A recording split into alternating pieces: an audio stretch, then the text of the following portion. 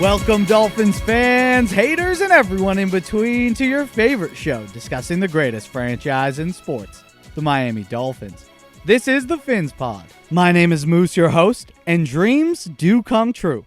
We've been asking now for 2 seasons. Not so great that the Dolphins brass is only now doing it, but the team has traded away wide receiver Jakeem Grant. He's gone.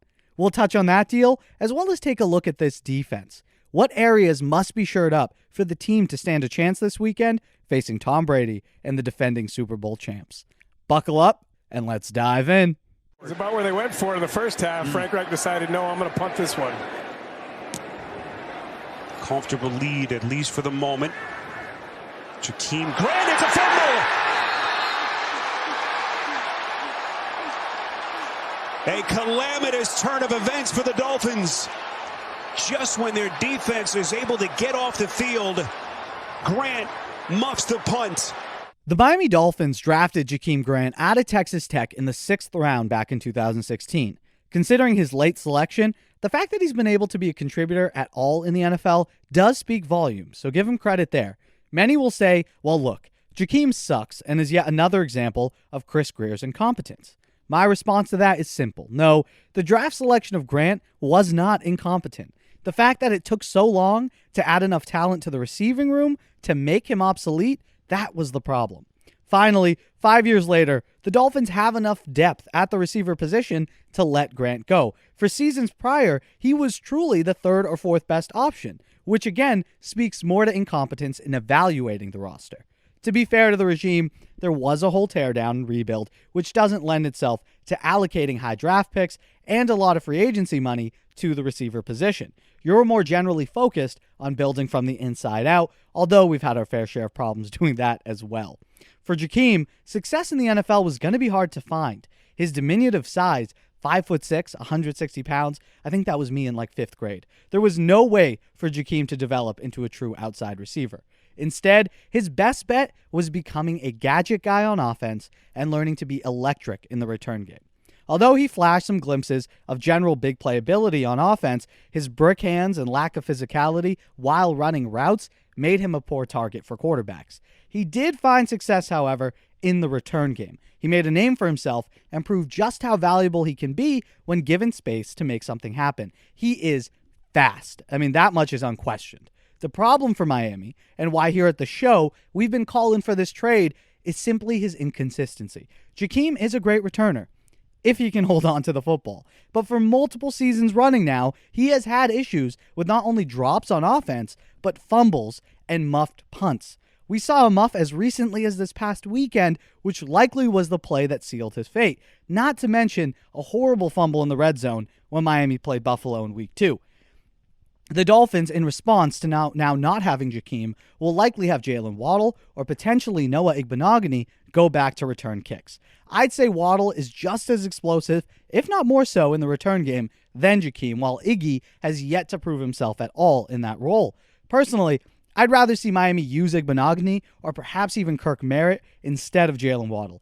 I don't want our top pick getting injured on a meaningless return of 5 to 10 yards. We need him on offense. Moving to the trade specifically, the Dolphins were able to unload Jakeem to the NFC and specifically the Chicago Bears in exchange for a 6th round pick. The pick is not in next year's draft. Instead, it's a 2023 6th. This says a few things to me. First, Grant's value is lower than it has been for years. Not only was the team only able to get a late round pick, 6th round is nothing impressive, but they also had to take that pick 2 drafts from now. Many hoped Miami would trade him away for perhaps even a 4th rounder as early as this offseason, and recent reports suggest Miami was close to unloading him to Carolina, but his contract got in the way. But considering generally how poorly Jakeem has played, it's no surprise that value's gone down. I mean, his stats for this season, truly atrocious. In 2021, he has 2 receptions for -7 yards and 2 fumbles. He hasn't made a play in the return game either, so getting anything for him at this point, as well as getting that money off of our books, that's a win for Miami. The other takeaway you can have for this move is that the Dolphins are trying to send a message to their team and locker room. Shit has not been up to par. You cannot expect to perform like this and get away with it. there will be consequences, and unfortunately for Jakeem, but not unfortunately for us, I think Grant was a sacrificial lamb. Look, Jakeem was beloved in the locker room. He was close with Tua, a big contributor on special teams, which does include guys from offense and defense, so he's close with guys all over the team. Plus, he was Devontae Parker's best friend. That much has been verified by both of them. Shipping his ass out sends a message to the locker room. This is a business first. And yeah, you're a family and all, which we love to see, but winning is the priority here. If you cost us games, you're gone. Hopefully the move sends shockwaves across the locker room, emotionally gets guys to tighten up, and honestly, hopefully guys step up their play. I think this move genuinely has a chance to do exactly that because of the personality and character that Grant was, who's now being shipped away for pennies on the dollar. And lastly, the fact that Miami acquired a 2023 draft pick tells me that despite all the pitchforks and clamoring for Grier's head, he himself must feel secure in his job. Normally, when you feel like your back is against the wall in the NFL and you're close to losing your gig, you want to see more short-term moves and you don't do as much long-term planning. Getting this 6th rounder in 2023 tells me that Chris Grier does believe he's going to be the man who makes that pick. It means that although Ross may have looked miserable in his luxury box on Sunday, he has not whispered negatively into Grier's ear. I mean, just look at the trade from Chicago's perspective. I mean, Matt Nagy and Ryan Pace, the general manager for Chicago, they know their jobs are on the line. So they trade away a future pick for a guy right now. They have a sense that they won't get to use that pick, so fuck it. Send it away to help in the now and hopefully save your asses. What does a 2023 draft pick mean to you when you don't think you're going to be surviving 2021? There's a reason you allocate all those future picks to help you in the now. But here's the thing, Chicago. If you're relying on a guy like Jakeem Grant to save you, you got some big problems. So what do the Dolphins do now to replace Grant? We've already touched on the return game and who can fill in there, but what about at receiver? Well, I fully expect the Dolphins to activate Kirk Merritt off the practice squad and onto the 53-man roster. I'm excited for that because I do believe Merritt has a shot to stick in this league. He's got great hands, has vastly improved his route running from when he was in college, and physically, he's one of the more explosive guys on the team. Having him move up to become the team's 5th or 6th option is ideal in my eyes, and frankly, it's an upgrade over Grant. If not, you could even see the team try to poach back a guy like Malcolm Perry, although I'm not sure about his injury status. It might be up in the air over in New England. With Will Fuller likely out this week, I would anticipate seeing number 83 get a shot to make a few plays. All of us rooting for him back in August now get our shot at vindication. A general message, though, to Jakeem while he's on the way out. Appreciate your energy, appreciate the positivity. Sucks things didn't work out better, but I believe this is the best move for both parties. Miami gets to move on and try someone else out as a developmental receiver, while Jakeem Grant gets a shot to shine in another lethargic offense up in Chicago and perhaps reignite his career. And now, a word from today's sponsor. CBDX.com is not your average CBD company. We've all tried CBD and none of it is like the real deal. CBDX is the real deal. And at CBDX.com, it ships right to your front door. Right now, my listeners get 20% off their orders at CBDX.com with promo code FINS. That's PHINS FINS. CBDX makes delicious gummies and tremendous cartridges. All products look, smell, taste, and feel the same. And they all actually work. CBDX.com is the future. So head over to that website at the link in the description, enter promo code FINS with a PH for 20% off all orders, plus a free gift from the team at CBDX. That's a free gift on top of your order. Remember, don't use CBDX products before driving, operating heavy machinery, or getting tested. That's CBDX.com with promo code FINS for 20% off all orders. CBDX loves football, and that's why they're here. So show CBDX some love and support the show while you're at it. 20% off, plus a free gift when our listeners use the code FINS at CBDX.com. Thank you to them for sponsoring the show.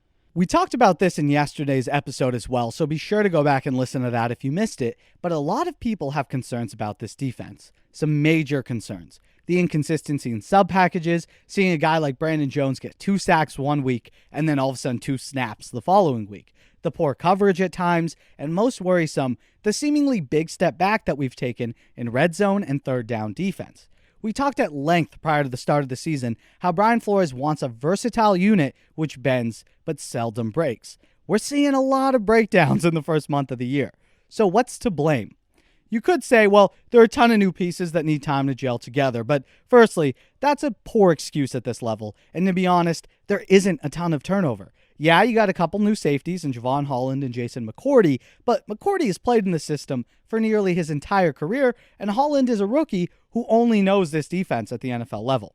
For the most part, the entire unit has returned, from the corners to the linebackers and the defensive line, so no excuses there. So what is it? Well, it's important to note what makes this unit so unique and similar to what's being run up in New England. Miami's defense is not one identity. It's game plan specific. That is, they themselves don't lean into one way to play, forcing opponents to play within that. It's not like the wide nine defense focused on pass rush or a stout run defense like we've seen in Baltimore, or even just shut down corners, who Miami does possess. Instead, the defensive staff looks at their opponent for the week. They analyze that opponent's strengths, weaknesses, areas which can be exploited, and then create and implement a strategy to try and shut them down.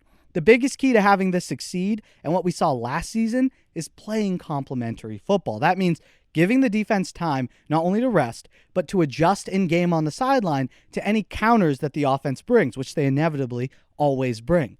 And then also getting rest, which is key to keeping an explosive unit. As we've seen, this group of men cannot rest. They're not allowed to rest. The game is squarely on their shoulders, as their offensive counterparts have royally sucked. So, with no time to counter these adjustments, as well as no rest, the Dolphins' defense gets exposed. That's why this weekend is so huge, and why an improvement from the offense is necessary to even just be in a competitive game.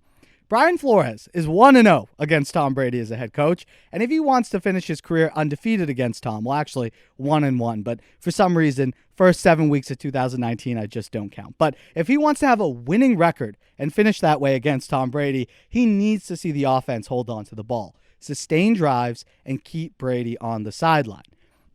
The last thing you want is for Tom Brady to figure you out, because as we've seen for 2 decades now, it's over if that happens. I believe we're going to have a very similar approach to what New England did on Sunday night. That is, continuously mix up your looks, change your coverages, disguise everything. Not because you want to confuse Brady, because that's hard to do. Instead, you want to confuse other players on the offense who are playing alongside him, as well as force Brady to constantly be thinking and never get in a complete rhythm. For that to work, though, you need fresh legs on defense who can constantly change up those looks and aren't tired. And for your offense to take advantage of opportunities that are given by the defense. Complementary football. So no, I don't think our defense is abysmal. Give them competent play by the offense, a lead even perhaps, and then watch them attack.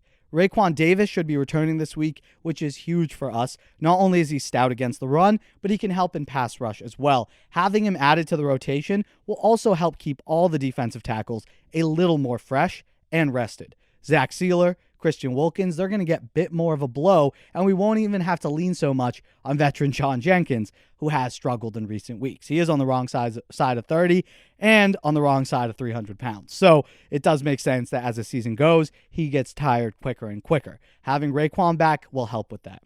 Now, can the Dolphins offense turn it around? I mean, shit. We've been asking now for 3 weeks running. I have little to no faith in Jacoby Brissett, as I've made abundantly clear, but I do still have faith in these coaches. I do think we can pull out all the stops, similar to the Patriots, run some trick plays, open up the playbook, bring back the Wildcat, take advantage of this struggling Tampa defense. They're ranked 32nd against the pass. There are only 32 teams. I wish so badly that we had Tua in this spot, because I think we would actually have a fighting chance. This O-line be damned. But if we get poor play from our signal caller yet again, this could get ugly fast. Brady is not someone who needs multiple drives to decipher your defense and figure you out. No, he needs a few plays. Every snap counts against him. To salvage the season, we do need a win. If we lose, yeah, there's still a chance we rattle off a streak like last year, but considering how we've looked, it's fair to have less hope in that regard. I personally am just a masochist who loves pain, so I stay here believing. My main worry, and we'll get into more detail regarding this matchup in the coming days, so be sure to subscribe, but my main worry is Tom Brady's mental. I was actually excited when looking at the schedule prior to the year because I saw that we faced the Bucs right after they played the Pats. I was hoping that Brady would be hyper-focused on winning that game, which he was. He would blow them out. The Bucs would feel real good about themselves, and Miami could swoop in sort of a trap game and pull out the dub by surprising the Bucs. But that's not how Sunday night went. He didn't destroy the Pats. In fact, he played horribly, overthrowing receivers, missing on 5-yard outs, not very Brady-like, and whether you want to chalk that up to nerves, overexcitement, which is what I think was the case, because as you've seen with Tom Brady, whenever there's a big game, he generally goes into it a little bit too hyper. Like he overthrows guys. We saw that in the Rams Super Bowl, Super Bowls of the past. It takes him a little bit to settle in. Or you can chalk it up to Belichick's genius, whatever. There's no way that Tommy Boy feels good about the way he and his offense performed. So I don't think we're going to be walking into a trap game. I think he's looking at us as a get-right game. I pray to the football gods that no, this is our get-right game against the defending Super Bowl champs in their building. Boy, is that a tough get-right game to have. But honestly, we have no one to blame but ourselves. What do you think? Is this defense extremely problematic? Are you worried about a blowout this weekend? Or do you feel like they're only going to improve as the weeks pass? Let us know in the comments below. We were talking earlier about, rookies and, you can't buy experience. Tom's had 2 decades of experience of seeing stuff and seeing it in live action. And he's very good at film study. He's very good of being very aware of his opponent. He'll know things about guys that would surprise you. Just having conversations with him over the years of, things that he looks at, things that he sees. So it's very hard to confuse him. You can't make it easy for him, but he is very quick to diagnose, and he's a very good and very quick decision maker. And, those things, and again, it makes it challenging for the defense. So, it's as a competitor myself, it's an exciting week for us. We know we're going against a very talented quarterback with a very talented skill set. That's going to do it for us here today. Thank you guys so much for listening to the FhinsPod. Hope you enjoyed it. Thank you, as always, to Timothy Ritchie and Brian Guger, members of the pod and supporters of the show over on Patreon. Check that out. Links in the description, or head to patreon.com/FhinsPod. Thank you all so much for the continued support, and please remember to like the video if you enjoyed the show, and subscribe just so you never miss a chance to chat about your Miami Dolphins. Remember that the show is available on all platforms: Spotify, Apple, and Google Podcasts, and of course, YouTube. If you are listening on Apple Podcasts, we'd greatly appreciate a review. Helps other Dolphins fans find the show, as well as helps us personally out as well. Continue the conversation with us over on Twitter and Instagram @FhinsPod. I hope you all have an amazing day, and until next time, stay safe. Love y'all. Bye, Jakeem.